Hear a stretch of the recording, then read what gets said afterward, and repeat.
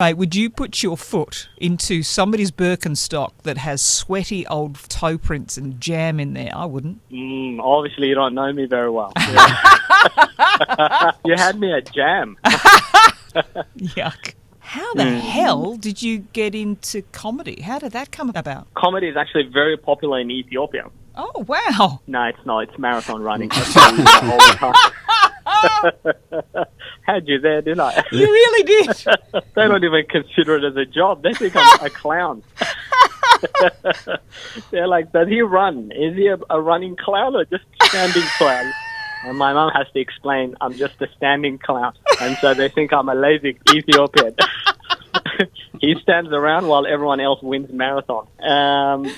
So I was actually in banking. I did well in banking, but I didn't enjoy it. You know, it wasn't a fulfilling job. It was more so one where in the eyes of society, you look happy and successful. And my mum will tell everyone, you know, yes, he's not a marathon runner, but he's in the corporate world. He's a very financial person. And now she just says, he's a good boy. That's all that matters. So I was in banking and it wasn't fulfilling, and I tried stand-up because a psychic lady told me to do it.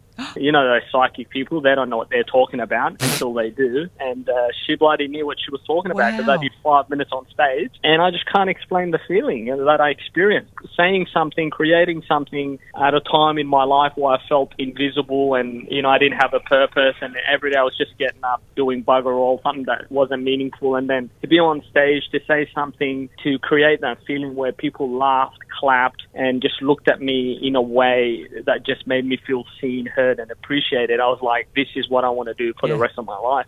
The new show, Emotional Black Male, spelt M-A-L-E. Yes. So you are an emotional black male? Is that what you're trying to tell us here? The show is a personal one. In the past, it hasn't really been a story to the structure. It's just been jokes here and there put together. This one here, I'm trying something different. It's the most honest I've ever been on stage, and I really do open up about my journey, going from my real Ethiopian name, which is Tilahun, which is pronounced with the... You got to make that noise when you pronounce it. Oh, wow, okay. In Australia, obviously, I'm not going to tell people pronounce it noise because it's a difficult one. So we don't want anyone dying on me. Tilahan is more than fine. And so the show is about going from Tilahan to Joe, and then from Joe to Joe White, and then back to Tilahan. And the reason being is being honest with who I am, publicly reclaiming my identity and not going around saying my name is Joe White when it's not. After 10 years of being Mr. White, I've decided it's too hard being white. I'm going back to Tilahan.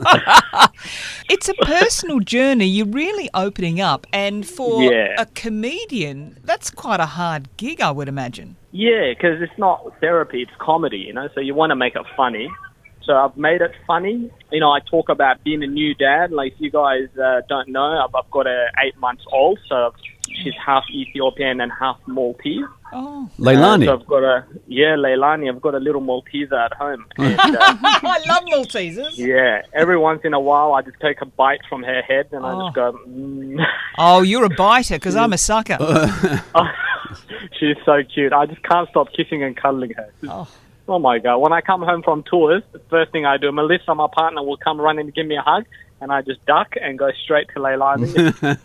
I'm not surprised. She's absolutely beautiful, cute as a button. So cute. But I also talk about my refugee journey. So coming to Australia, not speaking a word of English, and then getting a nickname, you know, understanding what nicknames are. And if you don't get one, then they'll give you one. So Joe was a nickname that was given to me. You know, people go, why did you take Joe? It's actually a safer option because I had a Somalian friend. His name was Abdul Qadir, and he didn't want a nickname. So everyone just called him Abracadabra.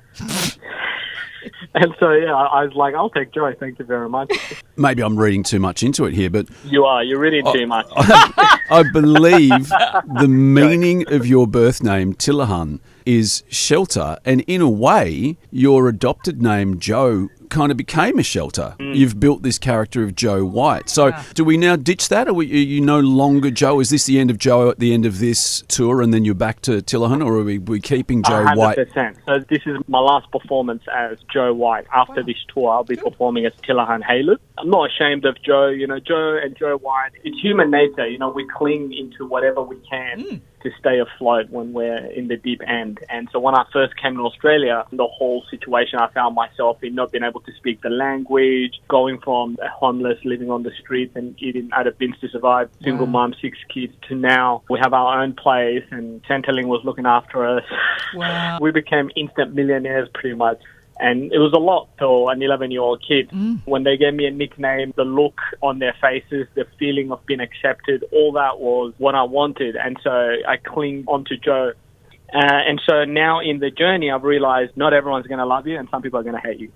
Yep. Yeah, we learned the same thing pretty quick. For the people that do love you, plenty of shows kicking off, the 5th of Feb running through to the 14th, and multiple venues. You're in Scarborough, at the Kalamunda Hotel, you're at the Shoe. So all the details are on the Fringe World website, or I think you've got a link, joewhitecomedian.com. Yeah. But we're ditching that name soon. So Tillahan Halu, a.k.a. Joe White, thank you. All the best with the finale for Joe White, Emotional Black Male. Thank you, mate. It's going everywhere, so no excuses for people not to come out. I was going to do one where I grew up in Girraween, but I decided I didn't want to get mugged, so I left it alone. Thanks, Joe. No worries, guys. Thanks for having me. I really appreciate it.